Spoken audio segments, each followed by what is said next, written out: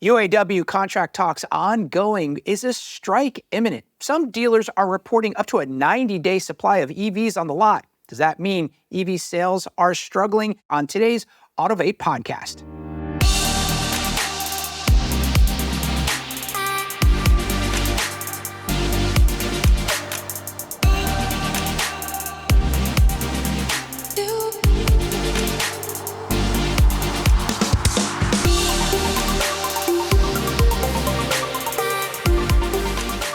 Cliff, hey, welcome back. It's awesome to see you once again on another edition of our AUTOVATE podcast. Let's jump right into it. This UAW contract talks come up once every 4 years.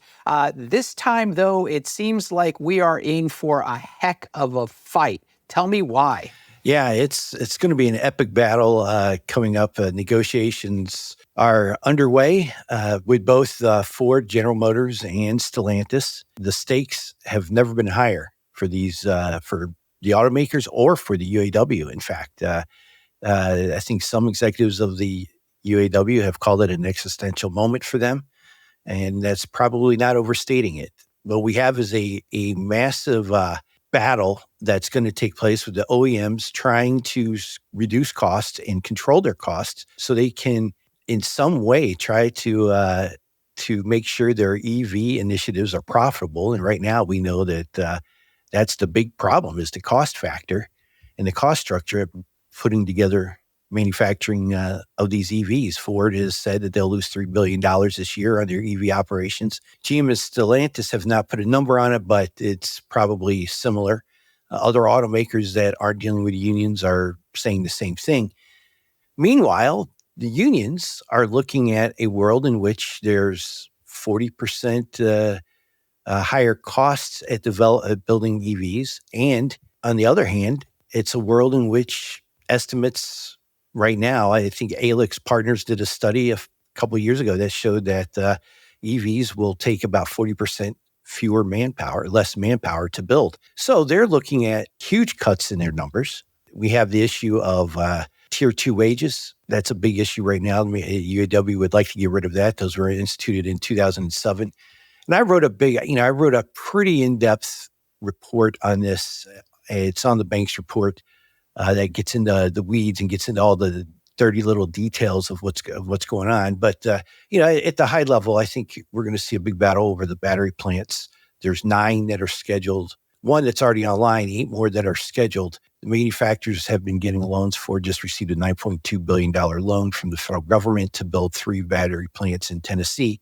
UAW is saying, hey, we need to get some of that action. Those battery plants are not unionized and are not going to be, as of now, part of the master agreements that they have in place.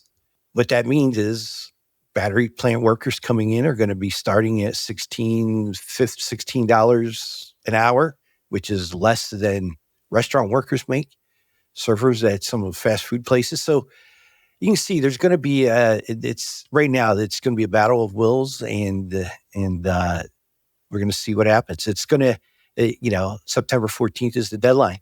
Yeah. And Shawn Fain, the UAW president, the new UAW president, has been quite vocal in his approach. He is, from what it seems, he is preparing for a war, so to speak. The OEMs are stockpiling. It seems like some vehicles trying to get ahead, and bank vehicles. It looks like they're also prepping for what seems to be an imminent strike. Do you see any way to avoid a strike? Well, you don't want to say never, but I think if there was ever going to be a strike, this would be it. There was one in 2019. GM workers, I think 48,000 workers walked off the job for 40-some days, cost General Motors $3.8 billion in profits. And I think it was over $10 billion in revenue. And the stakes were weren't as intense as they are today. So I think I wrote in my report that what we see over the next couple of months, next few months, is going to make 2019 look like a child's play. I don't really see how they avoid a strike. The stakes are so high. And, this UAW is well fortified. They have approximately $800 million set aside for strike pay, and that can get them through, if all 150,000 plant workers went on strike, that gets them 11, 12 weeks of $500 a week paying each of those workers. So that, there's not much need to blink right now for either side. So we'll see. We'll see how it plays out. But again, it's a fight for survival for the UAW to some extent, at least survival of their overall relevance to the industry as we move down the path over the next 3-4 years.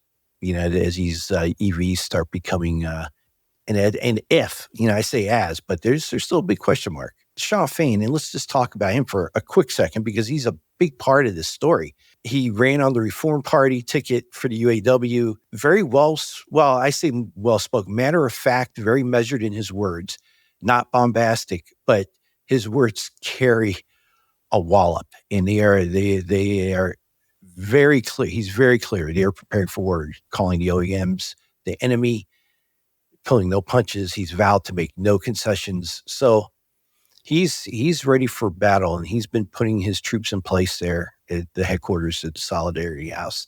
So the dealers, I think, have to buckle down, have to understand, realize that come September, it's not out of the question that all three manufacturers could be dealing with strikes.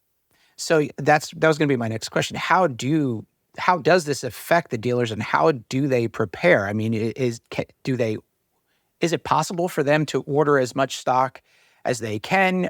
Are larger dealer groups more prepared and in a better position to weather a storm like this? Well, maybe because they probably have more diversification of their brands. Smaller dealers aren't going to have that luxury. But like you said earlier, and I think I pointed out in my report, it does appear that the three manufacturers have been stockpiling or preparing their inventory for protracted strike.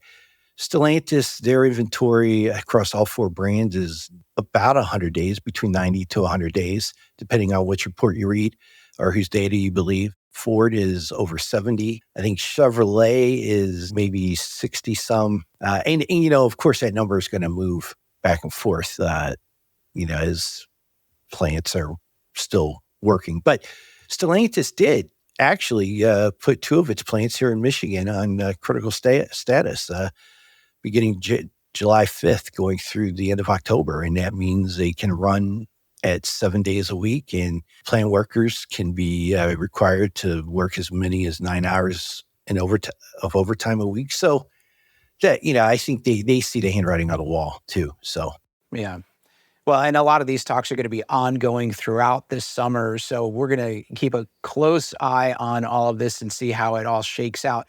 Now let's slide over to the talk of EV sales dipping. And this is something that you and I talked about offline a little bit, Cliff. I did some research on EV sales, and it looks like the numbers are positive. But like you mentioned just a moment ago, who do you believe? What numbers do you believe? The reports that come out, is it smoke and mirrors? Is it marketing? Or, where's the truth? Because according to Reuters, Toyota looks like they're up by over 7%. General Motors surpassed Toyota in the quarter with a near 19% rise in sales, with a total of 691,000 units or more, including 15,000 electrics. I mean, all the numbers that you look at seem very bright, shiny, and positive, especially for Tesla. Well, okay, yeah, certainly there's Tesla and then everyone else. And I think they probably have outsold everyone else combined. Look, we throw these percentages around and they look gaudy, but then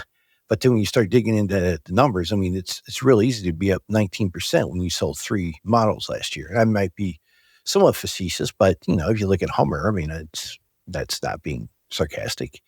I think those percentages are going to start dropping. And, we're seeing reports now that EVs, I think according to Cox, 92 days supply on dealer lots. So let me put it this way. There's several questions, and I just don't think we know the answers yet. We're getting right into the heart of the whole matter right now. Right.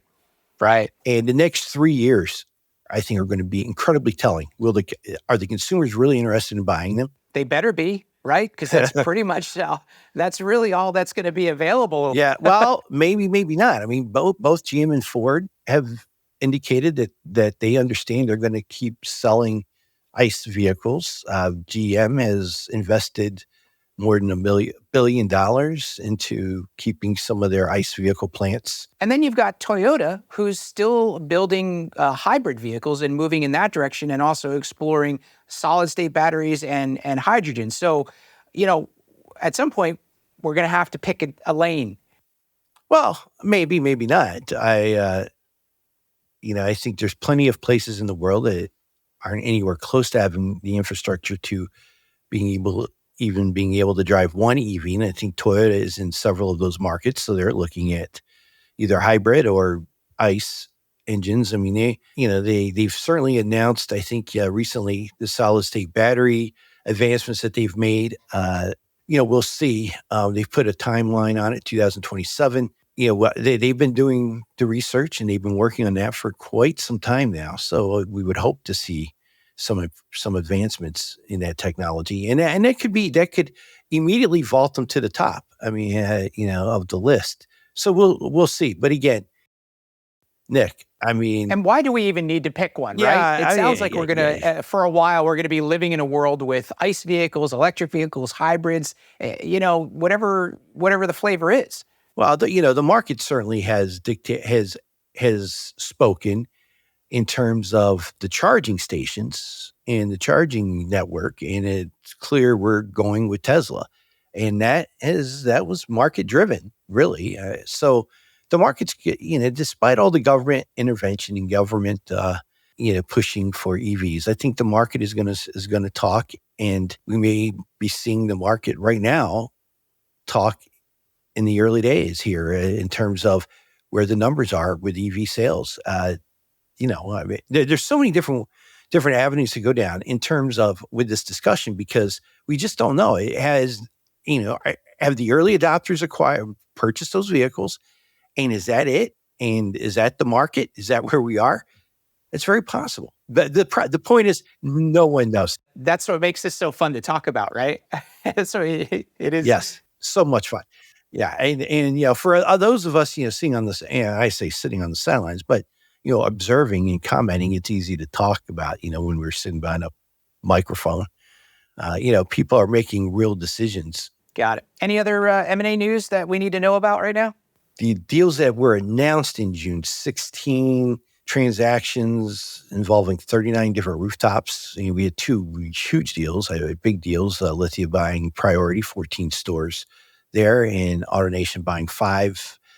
The Bob Baker Group, 5 rooftops in Southern California. So that juiced the numbers a little bit. I'm guessing July is going to be off to a slow start. Obviously with July 4th holiday, but we'll see what it means for the rest of the year. Got it. Hey, Cliff, are you doing anything December 6th of 2023? Are you busy by any chance? Oh, I imagine so. I think I'll be up on stage interviewing different personalities and individuals involved in the automotive space at our AUTOVATE event. At the AUTOVATE event, that's right. is that week, Wednesday through Friday in Scottsdale, Arizona, Paradise Valley at the Montelucia Resort and Spa, where we had it last year. It's a little bit of a different conference. Everyone likes to say that, but we take great pride in the investment that we put into this event. When I say event, the receptions, parties, whatnot, but also the speakers. We have CEOs, founders, and investors and dealer principals on stage, and it's all Q&A, no real presentation, so you're not getting a lot of any vendor sales pitches whatsoever. It's a great time for people who really want to know and understand what the future is looking like to come and sit and have conversations about the industry.